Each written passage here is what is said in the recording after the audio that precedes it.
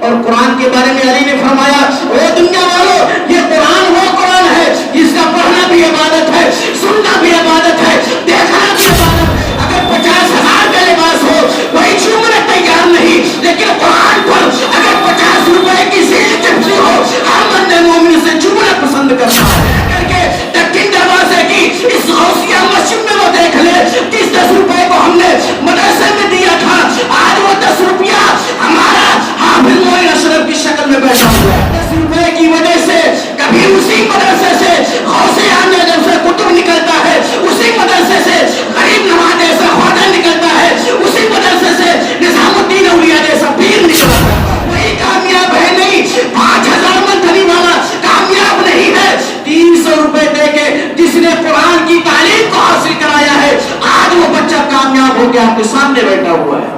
حضرت علی رضی اللہ تعالیٰ فرماتے ہیں اے لوگوں اس قرآن کو معمولی مت سمجھنا، یہ قرآن وہ قرآن ہے دنیا کا بڑا سے بڑا کتاب اٹھا لو لیکن اس کتاب کو پڑھنا یہ کبھی عبادت نہیں ہے، اس قرآن کو اس کتاب کو سننا یہ عبادت نہیں ہے، اس کتاب کو دیکھنا یہ عبادت نہیں ہے۔ اور قرآن کے بارے میں علی نے فرمایا اے دنیا والوں یہ قرآن وہ قرآن ہے جس کا پڑھنا بھی عبادت ہے، سننا بھی عبادت ہے، دیکھنا بھی عبادت ہے۔ اور صرف یہی تک نہیں، ہمارے جسم پر نا اگر 50,000 کا لباس پہنا ہو ہم نے تو ہمیں کوئی چھو نہیں سکتا، ہاتھوں کو انسان بوسہ دے دے گا پیر صاحب کو لیکن کپڑوں کو چھونا بڑا مشکل ہے۔ لیکن یہ قرآن کا تعارف ہے، یہ قرآن کی فضیلت ہے کہ ہمارے جسم پر اگر 50,000 کا لباس ہو کوئی چھونے تیار نہیں، لیکن قرآن پر اگر 50 روپے کی زیل چپسی ہو ہر بندے مومن سے چھونا پسند کرتا ہے۔ یا رسول اللہ جب تک بکا نہ تھا تو کوئی پوچھتا نہ تھا، وہی کپڑا جب مارکیٹ میں تھا کوئی پوچھنے والا نہیں۔ یا رسول اللہ جب تک بکا نہ تھا کوئی پوچھتا نہ تھا، مجھے آپ نے خرید کے انمول کر دیا۔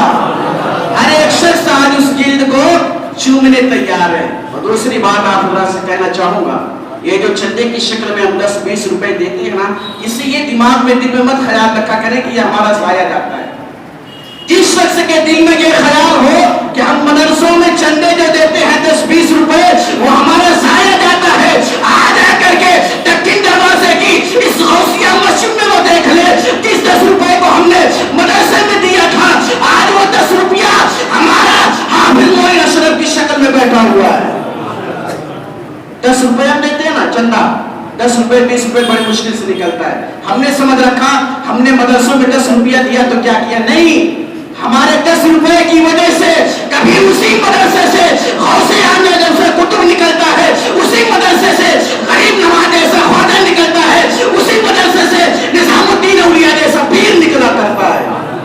وہی ہمارا مدرسہ ہے جس میں ہم 10 روپے تعاون کرتے ہیں۔ اللہ اکبر۔ اور یہ پوزیشن نا جو آپ کے سامنے 15 دن سے حافظ موین اشرف صاحب نے ادا کیا ہے، یقین جانو وہ شخص جو اپنے بچوں کی 5,000 منتھلی فیس لیتا ہوگا وہ بچے کو لا کر کے اس مسلح پہ کھڑا کر کے کبھی ایک پارے قرآن سن کر کے آزما لو، جس کے پیچھے ہم نے 5,000 روپیہ منتھلی خرچ کیا، اس کا ڈریس کا خرچہ الگ، کتابوں کا خرچہ الگ، کھانے پینے کا الگ، گاڑی بائک کا الگ، پیٹرول الگ خرچہ ہوا، ٹائم الگ ضائع ہوا، اور وہاں ہم نے کبھی جا کر کے یہ نہیں دیکھا بچہ پڑھ رہا ہے یا نہیں پڑھ رہا ہے۔ او دنیا والوں کیا جانتے ہو ہم نے جس کے پیچھے زیادہ خرچ کیا وہی کامیاب ہے نہیں، 5,000 منتھلی والا کامیاب نہیں ہے، 300 روپے دے کے جس نے قرآن کی تعلیم کو حاصل کرایا ہے آج وہ بچہ کامیاب ہو کے آپ کے سامنے بیٹھا ہوا ہے کہ نہیں ہے؟ کوئی ضروری نہیں۔ اور اس پوزیشن پر یقین جانو کوئی پروفیسر نہیں آ سکتا، کتنا بھی بڑا ڈاکٹر ہو وہ آ نہیں سکتا، انجینئر ہو وہ آ نہیں سکتا۔ کیوں؟ وجہ یہ ہے اللہ کے حبیب فرماتے ہیں انجینئر ہوگا تو مکان کا ہوگا، ڈاکٹر ہوگا تو جسم کا ہوگا، پروفیسر ہوگا تو کوٹ کا ہوگا، لیکن جو عالم حافظ ہوگا وہ کسی اور کا محتاج نہیں، اور کا غلام نہیں، بلکہ اللہ کا بندہ اور اللہ کے نبی صلی اللہ علیہ وسلم کا مقدس امتی ہوا کرتا ہے۔ تو اس پوزیشن پر کوئی प्रोफेसर नहीं आ सकता। आपने देखा होगा जिन लोगों के बच्चे कभी मदरसे में तालीम हासिल करने जाते हैं, मैं भी मदरसे में पढ़ा हूँ अल्हम्दुलिल्लाह, लेकिन उस वक्त का माहौल सोच करके और आज आप खुदा जो इज्जत बख्शी है इसे सोच करके ना बड़ा कसम से अफसोस होता है। अभी मदरसे के ग्राउंड में जा करके देखे ना, ये बच्चे जिनको आप देख रहे हैं बैठे हुए, ये बच्चे उस मदरसे में तालीम कैसे पाते, कभी जा करके देखो। अल्लाह अकबर। मुफस्सिरों ने बड़ी सारी बातें लिखी है। वो बच्चा जो तालीम दीन हासिल करता है, तालीम कुरान हासिल करता है ना, वो नाश्ते की जब छुट्टी होती है तो जिसके पास पैसे हैं वो दोस्तों, जिसके पास पैसा है वो जाकर के होटलों में नाश्ता करता है। लेकिन यकीन जानो, जिसके माँ बाप के पास उतनी दौलतें नहीं है कि अपने बच्चों के पीछे 5,000 रुपए मंथली में खर्च कर सके, वो बच्चा भी होटल के पास जाता है। अल्लाह अकबर। ये दीन तालीम कैसे सीखी जाती है, ये कुरान की तालीम दिलों के अंदर कैसे बसाई जाती है। आओ सुनो, मदरसे का वो बच्चा जाकर के होटल के पास खड़ा हो जाता है। अल्लाह अकबर। उसे देख रहा है जिसके बाप ने उसे 5,000 मंथली दिया है, वो बेटा तो नाश्ता कर रहा है, लेकिन ये गरीब का बच्चा उसी होटल के पास खड़ा है। अल्लाह की बारगाह में अर्ज करता है, ऐ मेरे मौला, अगर मदरसे का तालिब इल्म बनाया था, अगर अपने दीन का हाफिज बनाना था, ऐ मेरे मौला, मेरे माँ बाप को इतना गुर्बत का नसीब क्यों दिया, ऐ मेरे मौला, मेरे बाप को इतना गरीब क्यों बनाया।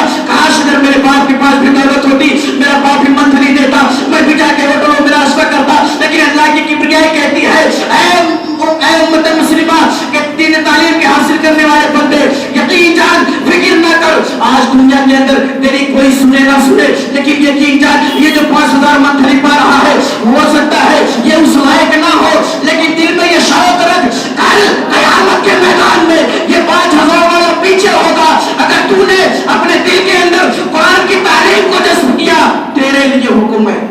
क्या हुआ? अल्लाह ने क्या हुक्म दिया? जिसके सीने के अंदर कुरान, जानते हैं जन्नत के अंदर हर एक शख्स की मंजिल है कि किस जन्नत के अंदर कहां किसको रखा जाएगा, लेकिन ये जान लो हाफिज के लिए कोई मंजिल नहीं, हाफिज के लिए कोई महल नहीं तैयार है जन्नत के अंदर। सहाबा ने किया रसूलुल्लाह, फिर हाफिज के लिए क्या?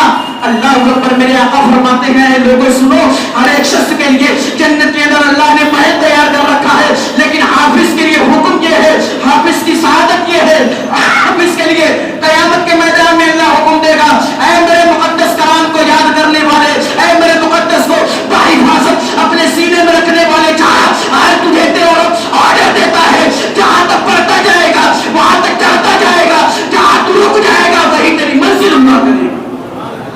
ये हाफिज का मकाम है। और दूसरा, आपने 12 बयान में सुना होगा, एक हाफिज जिसने कुरान सीने के अंदर जज्ब कर लिया है, क़यामत के मैदान में वो 10 ऐसे गुनहगारों की शफाअत कराएगा जिस पर जहन्नम वाजिब हो चुकी होगी। अल्लाह अपने जरिए से ऐलान कर चुका होगा, है लोगों इसे जहन्नम में लेकर के जाओ, लेकिन ये हाफिज होगा जो उस जहन्नमी इंसान का हाथ पकड़ के, उंगली पकड़ के, कॉलर पकड़ के जन्नत के अंदर जब जाएगा तो खुद साथ लेने चला जाएगा। ये एक हाफिज की सादत है। बहरहाल बातें बहुत सारी, लेकिन वक्त ज़्यादा हो रहा है, तो आप हजरात से बस इतनी गुजारिश है कि खुद जो तालीम याफ्ता है वो कुरान से लगाव रखें और बराए मेहरबानी अपने बच्चों को ना कुरान के करीब करें, क्योंकि हम देख रहे हैं ना माहौल कैसा हो रहा है, पता नहीं कि किसी को जरूरत नहीं है। हम कुरान से वाबस्तगी जोड़े, लसगा जोड़े, वसीले में रहे, टच में रहे, इससे दूरी अख्तियार मत करें। अल्हम्दुलिल्लाह, जब हम कुरान से दूरी अख्तियार नहीं करेंगे, कुरान के करीब रहेंगे, तो यकीन जानो हम दीन इस्लाम से भी करीब रहेंगे। अल्लाह की बारगाह में दुआ है, मौला करीम मेरे कहने में, आपके सुनने में जो कुछ खता हुई वो अल्लाह तबारक व तआला उसे माफ फरमाए, और हम तमाम उम्मत मुस्लिमा को दिलों के अंदर अल्लाह तबारक व तआला जिसमें ईमान अता फरमाए।